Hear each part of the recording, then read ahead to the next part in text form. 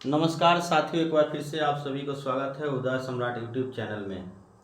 साथियों, कई प्रश्न हैं जो दिमाग में कई दिनों से घूम रहा है, चल रहा है, पर मैं उसको बोल नहीं पा रहा हूँ। ठीक है, क्योंकि हम लोग एक प्राइवेट कोचिंग के शिक्षक हैं और हमारा कोई औकात नहीं है खास। ठीक है, क्योंकि प्राइवेट कोचिंग के शिक्षकों को उतना महत्व शुरू से ही नहीं दिया जा रहा है। ठीक है तो दोस्तों, सबसे बड़ी बात है कि आज का जो हमारा मुद्दा है ये बीपीएससी अभ्यर्थी को लेकर के और उसके रिजल्ट को लेकर के।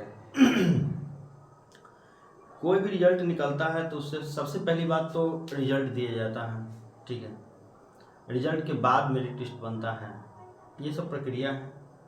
फिर उसके बाद मेरिट लिस्ट के बाद ही कोई छटाता है कि मेरिट लिस्ट में नाम आया कि नहीं आया, ढूंढता है बच्चा। लेकिन सबसे पहले तो रिजल्ट निकलता है।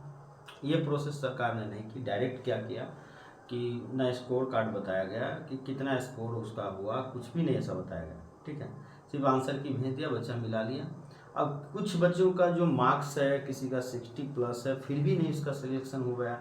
जो कि बात करें तो ओबीसी कैटेगरी में बहुत सारे ऐसे बच्चे हैं जिसका मतलब ऐसे तो कटअप जो निकाला गया था गवर्नमेंट के द्वारा कि हाँ भाई इतना कटअप पर जो बीपीएससी जो बताया था उनके जो चेयरमैन हैं अतुल प्रसाद की, हम इतने कटअप पर ही लेंगे, मिनिमम कटअप पर बहाली लेंगे। जो भी कटअप उन्होंने बताया कि 32% पर हम लेने जा रहे हैं महिलाओं का, और जो भी है SC ST के साथ और भी कुछ लोग को बताया गया था।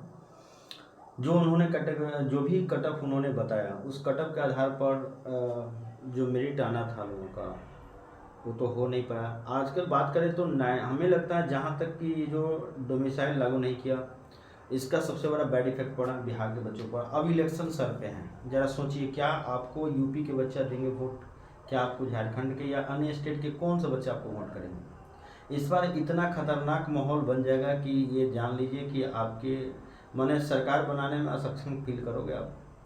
एक तो आप बोलते कुछ हो करते कुछ हो, इतना सीटों पर बहाली ले रहे, इतना लाख पर, लेकिन अगर कुल मिला के बात किया जाए तो आप 30-40 हजार ही बहाली कर पाएंगे, हमें जहाँ तक लगता है। क्योंकि एक सीट पर एक अभ्यर्थी का रिजल्ट आना था। क्यों आपने क्या किया, उसका उच्च माध्यमिक में भी दिए हुए हैं, माध्यमिक में भी दिए हुए हैं और अपर प्राइमरी में भी प्राइमरी में भी दिए हुए हैं, तो मतलब PIT में भी। अब एक बच्चा 3-3 जगह रिजल्ट दिया हुआ है।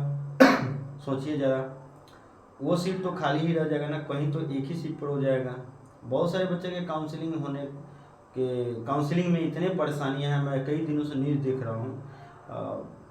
बच्चे के साथ अच्छा बिहेव नहीं किया जाता है। जैसे मैं आज बहुत सारे न्यूज़ चैनल से देखा, मुजफ्फरपुर में जब काउंसलिंग के दौरान बच्चों के साथ बिहेव किया गया, बहुत ही ज़्यादा बेकार बिहेव था, इसका मैं वर्णन नहीं कर सकता हूँ। बहुत सारे ऐसे बच्चे हैं, अभ्यर्थी हैं जिसका EBC में 75 नंबर आने के बाद भी उसका सिलेक्शन नहीं हुआ है, उसका मेरिट लिस्ट नहीं बन पाया है। अब बहुत सारे सवाल खड़ा है कि आखिर किस तरीके से आपने ये रिजल्ट जारी किया है या मेरिट लिस्ट तैयार किया है, इसके बारे में कोई कुछ भी नहीं समझ पा रहा है ना। सरकार के मंसूबा क्या है।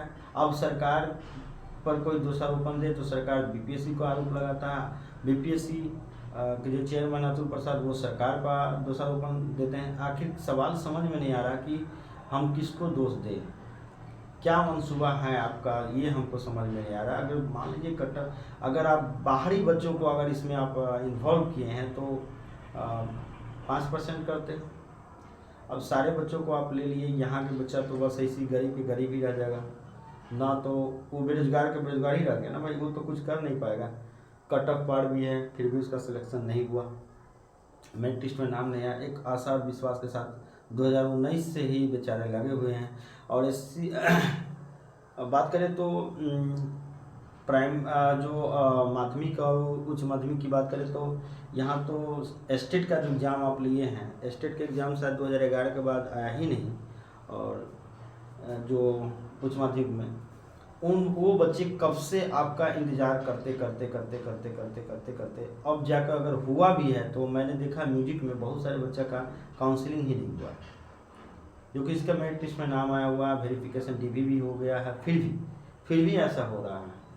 तो क्या हम समझ सकते हैं कि ये धांधली हो रहा है एकदम पूरी तरह से, या सरकार एक निरंकुश सरकार यहाँ पे बनाना चाहती है कि मेरे निरंकुशता का हद पार कर दिए हैं आप, एकदम मतलब हिटलरगिरी चल रहा हूँ मुझे जहाँ तक लगता है। और कहीं ना कहीं तो झोल है कि बच्चों के साथ ऐसा क्यों अन्याय किया जा रहा है। बताइए, जो लोग 2019 में, अब इससे पहले जो बहाली की है, तो सीटेट पास हुआ तो बहाली कर देंगे भाई, तो चलो बच्चा लोगों ने अपना बीएड डीएड जो भी किया और उस आधार पे आपने बताया कि हम मतलब केवल सीटेट पास करेगा, स्टेट पास करेगा, उसके आधार पे आपने उनका बहाली करने का मतलब प्रक्रिया आपने अपनाया। फिर इसके बाद आपके दिमाग में आया भाई बहुत लंबा समय खींच लिया, लोगों ने जब हंगामा शुरू किया, गर्दनी बाग में कितना लोग मार खाया, न जाने कितना लाठी चार्ज उस पर हुआ, माथा फटा, फिर भी इसके बावजूद आज वो बेचारे फिर भी रोड पे हैं। उसके साथ क्या आपने इंसाफ किया? तिरंगा में लपेट लपेट के आपने उसको मारा, डंडा चार्ज करवाया, लाठी चार्ज करवाया। लेकिन सच्चाई यही है कि लोग बोल नहीं पाता है, क्योंकि सबको लगता है कि अगर बोलेंगे तो हमारे खिलाफ एफआईआर हो जाएगा, ये हो जाएगा, वो हो जाएगा। लेकिन बोलेगा, एक दिन ऐसा समय आएगा कि आपको बता दें कि बिहार के एक एक आदमी आपके खिलाफ आवाज़ उठाएगा, याद रखिएगा। और इसी इलेक्शन में आपको पता चल जाएगा कि आपके साथ क्या होगा, ये गारंटी है। रही बात नीतीश चाचा के, तो वो दल बदलू लोग हैं, कहीं आज आपके साथ है माननीय तेजस्वी जी, फिर कल बीजेपी के साथ मिल जाएगी, तो इसमें कोई शक नहीं है, उनको तय है, ये ऐसा हो भी सकता है। आपका इसमें सबसे ज़्यादा नुकसान होगा, इसमें कोई शक नहीं है। और इस नुकसान तो आपको इसी इलेक्शन में नज़र आ ही जाएगा, क्योंकि जिस तरह से जनता खामोश है, जिस तरीके से जनता निराश है आपके कार्य से, भले ही आपने बहाली दिया सारे प्रक्रिया को, आप जितने भी आपने गाइडलाइन जारी किया, छात्रों ने सभी गाइडलाइन को पूर्ति किया, लेकिन आपने उसके साथ क्या किया? सिर्फ नाइंसाफ़ी के अलावा कुछ भी नहीं किया, सिर्फ और सिर्फ नाइंसाफ़ी ही किया आपने। ये किस तरह की बातें आप मतलब कर रहे हैं छात्रों के साथ, बताइए।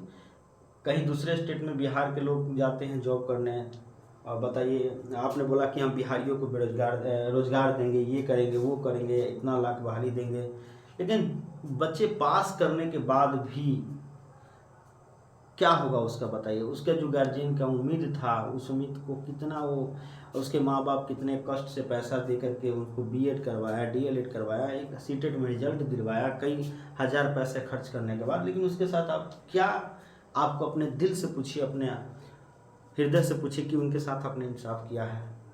एक बार सोच के देखे जा रहा हूँ बच्चों पे क्या बीतेगा। अब छठी चरण में सीटेट के पास अभ्यर्थी को ही सिर्फ ले लिया, उसमें भी 32,000 सीटों को वैकेंट ही छोड़ दिया, खाली छोड़ दिया आपने। वो बोला कि अगला चरण में ले लेंगे, 7वीं चरण हुआ नहीं। भाई क्या ही चल रहा है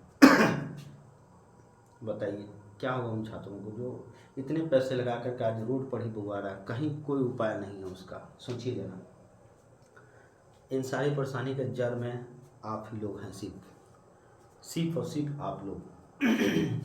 आपके हम इतना लाख बहाली दिए, इतना लाख बहाली दिए, इतना लाख बहाली दिए हैं, है ना।